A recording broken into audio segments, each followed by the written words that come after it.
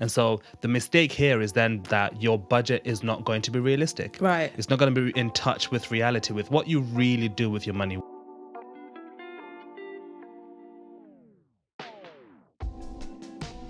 Hi guys, welcome back to another finance field discussion. And for those of you that are joining us for the first time, welcome. My name is Lindy and this is Tando, and together we're the duo that makes up Skilled Finances. Today we have an exciting conversation with you. This conversation is about the B word, budgeting.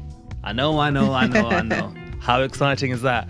But listen, specifically what we're going to be looking at today is the 3 common budgeting mistakes that you could be making that are literally keeping you from having a successful budget in place.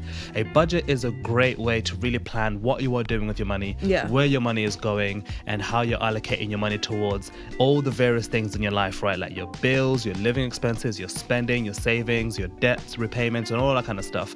A budget is how you plan all of that. But if you're making these 3 mistakes, you're not having a really accurate budget that works for you, really. And so what we want to do today is to talk about these 3 mistakes, but also give you a remedy for these mistakes, right? To give you the answer of what to do instead so that you can start managing your money in a better way. So mistake number 1, guessing your numbers. Now, I really feel like this one's a big deal because if you guess your numbers, you're not really having a true reflection of what you're really paying for your expenses. So you can't then sit and be like, well, I think I pay about this much for that and about that much for that. About is not an exact figure. And don't get me wrong, you don't have to have the exact figure to the penny. You can over budget slightly, so you can round up your figures if you wanted. But having numbers that you've just guessed or just come up with because you think that's a nice number to think about won't really help you in the long run when you're budgeting. Yeah, and the thing is, right, a budget, if you think about the bread and butter of a budget, it's the numbers. Like, the whole point of a budget is to say, where's my money going and what am I doing with it? And if you're guessing the numbers, chances are, and this is us just being real, chances are your guessing is going to be very far off from reality. Right. So you may say to yourself, well, we only spend, I don't know, £200 a month on takeaway, but in reality, it might be more than triple that or double that. Who knows? Yeah. Or you might turn around and say, well, we only spend this much money on this, but when you look at your bank statements, it's astronomically much more than what you thought it was. And so sometimes when you are guessing, it's very easy to underestimate how much you really spend on those items. And so the mistake here is then that your budget is not going to be realistic. Right. It's not going to be in touch with reality, with what you really do with your money. Where does your money really go? It's hard to answer that question if all your numbers are guessed.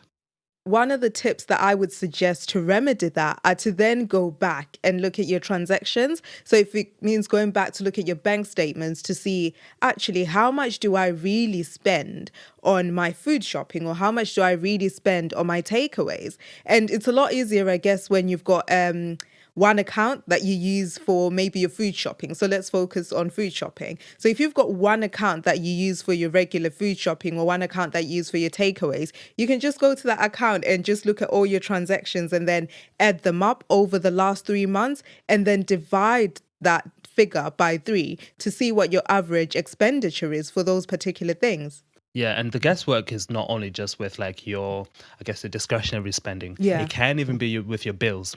Like, when was the last time you look at your bills? And the thing that usually happens is that we remember the number that we initially signed up to. So maybe that gas and electric was £50 a month 3 years ago when you signed up to it, but today it's gone up. But because in your mind, you still remember the original number that you signed up to, you're guessing, it's just £50 a month. But in reality, it's probably 65 because it's gone up, it's changed over time. And so part of the mistake of, how to fix that is to actually go back and really look at your statements over everything that you are paying for. Even the numbers that you think just double check them. Make sure that they're accurate, make sure that they're correct. This way, we're taking out guesswork from the equation and you're being completely accurate with your numbers. And you're absolutely right with the gas and electric one, because I've seen that happen with us quite a lot. So you find that in summer, your bills are quite cheap and then in winter they go up. But there's some companies that probably won't exactly let you know that, oh yeah, we've increased your direct debit, for example. So you have to then just go and check, like, oh, it's winter now. Let me just go have a look and see what it's changed to.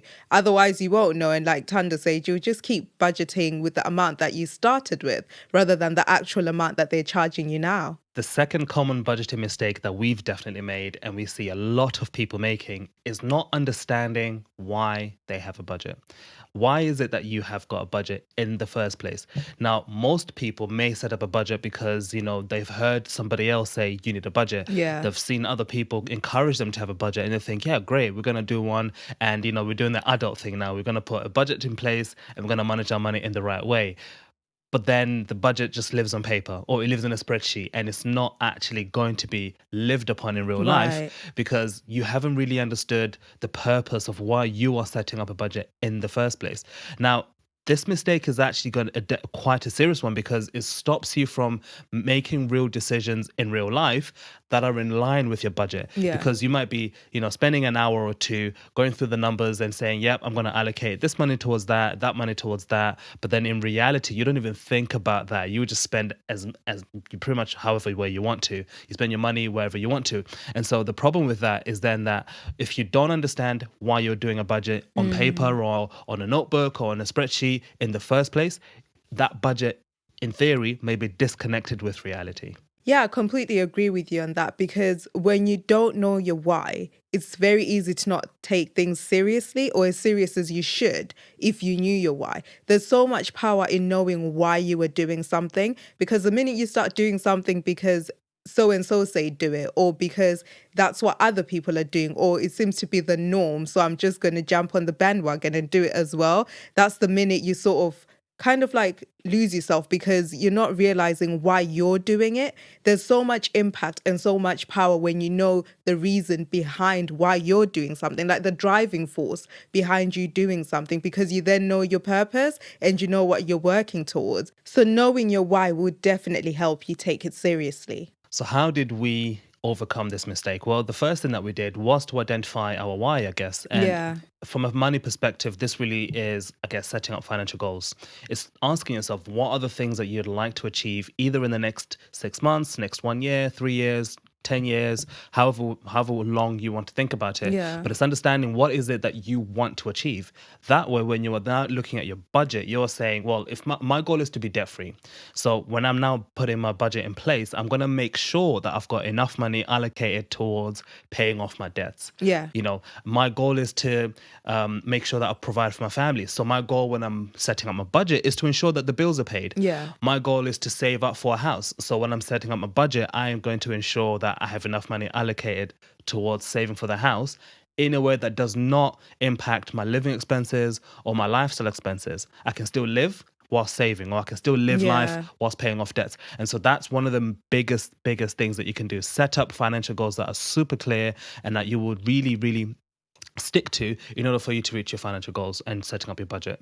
Absolutely. And I think for me, the other thing was that I realized that I didn't want to keep living aimlessly with my money. So there was no purpose, there were no aims. It was like we were getting paid and then enjoying it and not really having a budget. But when I soon realized the power of having the budget, there were times when I'd turn around and say to you, okay, we seem to have paid everything and we have more money left. Like, it doesn't make sense. And I'm sure some of you have experienced that as well. But I feel like because the money now had purpose and it was fulfilling its purpose, we were now realizing that, oh, actually, we do have money left over to do all these other things or address our goals and work on our goals. So I no longer wanted to live aimlessly with my money. I just wanted it to have purpose. Yeah, and see, in that situation as well, when you don't have a plan, what would then end up happening with that extra money? You just spend it. You're just like, oh, look, all this money, let's spend it. But then, yeah, I agree with that. What a budget allows you to then understand is this extra money can be used for these other goals in life. So the third common mistake is not allocating yourself some fun money. Now, this one is can be a very, very big problem actually, because when you don't allocate yourself fun money and you create your budget and you try to live according to your budget, you will definitely have times, now guaranteed 100%, you will have times when you want to buy something that's not within the budget, or when you just want to go out and have fun or treat yourself to something. But because you've not allocated yourself that money, you're then thinking, which pot am I going to dip into now to fulfill that need? But that could all be avoided if you actually allocate yourself some fun money. This mistake is actually a result of a common budgeting myth, which is that a budget is restrictive. Right. And so what that means is that you will set up your budget with serious stuff. You make sure all the bills are paid, your debts are paid, your savings and investments are allocated, but you don't actually allow yourself any portion of that money to spend or to enjoy yourself, because you've set up a budget to be this thing of, I can't spend my money this here, I can't do this and I can't do that because I'm trying to save, or I'm trying to pay off my debt, so I'm trying to do this and to do that, all of these financial goals that you have, that you don't then think to yourself, but I also want to live today, or I also want to enjoy myself today. And so this particular mistake stems from that understanding and that mindset that a budget is restrictive and you can't have fun with it. Absolutely. And I think the remedy to that is just having that allocation for fun money, because I'd love to believe that a lot of you are like me, where I believe that I can't go to work and work as hard as I do and then not enjoy the money that I make. Like, I don't think life is all about just paying bills and just saving. You have to find that balance, and have that balance of having fun, but making sure all your bills are paid and still having some savings. But you have to have some sort of fun, because there's no way you can be working that hard and not enjoying yourself. It's your money at the end of the day. No, absolutely. There's no way I'm getting like all of these rubbish customers shouting at me, or my manager treat me funny, just so that I don't even enjoy a single penny that I've earned. So I really agree with that completely. Yeah, and like we said before, we've definitely made some budgeting mistakes along the way, and it's a learning process. The thing about budgeting is you won't get it right from the get-go, and if you are one of those people that does get it right from the get-go, well, congrats to you, because there's a lot of people that then think, well, I have to get it right from day one. I can't then make a mistake. But there'll be times maybe when you overspend on this and overspend on that. But the key is to always make sure that you're not overspending every single month. But just know that it's a journey and it's a process. You will get there, and you will get to a point where you're comfortable with your budget and you learn certain things and new things to help build your budget. But just know that, we all make mistakes along the way, and it happens to all of us, but it's a process. Just remember that. Those are just 3 of the common budgeting mistakes that a lot of people make. Now, there's a lot more. Yeah. But by far, the greatest mistake to have or to make is to not have a budget at all. Absolutely. And if you're still in that position where you don't have a budget, you haven't set one up, you don't know what to do, then definitely set one up today, literally right now. Make sure you set aside some time to look at your finances and say to yourself, I'm going to set up a budget for the following month to know what I'm doing with my money this coming month. Now, we have had a discussion before about how to create a budget. You can check that out. We'll put the link in the description. But equally, we also have a free 10-day money course that you can sign up to that will take you through the basics. And as part of that, the basics of money is setting up a budget. Right. A budget doesn't have to be restrictive. It doesn't have to be difficult. It doesn't even have to be complicated. A budget is simply a plan for what you are doing with your money. And that plan can literally be as simple as, how much do I get and what am I doing with it? Yeah. That's all you need to think about in your head as you're setting up your budget. Don't think you have to have this fancy looking spreadsheet or you have to have this amazing notebook. All you need to know is, what am I doing with my money? Before I get it, what's the plan? And what am I going to do with it? That is the point of having a budget. So do not make the biggest mistake, which is not having a budget at all. One thing that we'd love to know is, what is the one biggest budgeting mistake that you've made? Particularly if you've overcome it, would love to know that as well. Like, what have you done differently to start managing your money in a much better way than you were doing before? Now, if you have really enjoyed this discussion, hit the like button. If you'd like to obviously continue on in the finance discussions, make sure to subscribe and hit the notification bell to not miss any future discussions. And we will definitely see you soon.